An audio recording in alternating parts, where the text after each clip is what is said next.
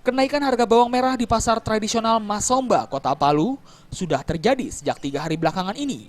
Dari harga sebelumnya sebesar Rp18.000 per kilonya, sekarang sudah mencapai Rp30.000. Bahkan, ada beberapa pedagang menjual dengan harga Rp35.000 per kilonya. Minimnya pasokan ke Palu dari beberapa daerah penghasil bawang merah, seperti dari wilayah Nrekang dan Surabaya, diduga sebagai pemicu melonjaknya harga bawang merah di Kota Palu. Sementara untuk bawang lokal Palu juga minim pasokan, akibat petani belum mengalami musim panen.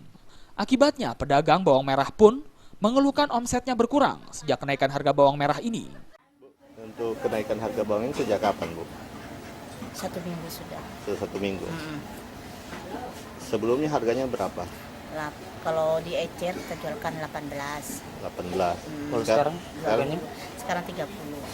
Sekarang 30.000 per kilonya dalam Per kilonya. Itu apa, Bu, penyebabnya naik, Bu? Kurang tahu ya.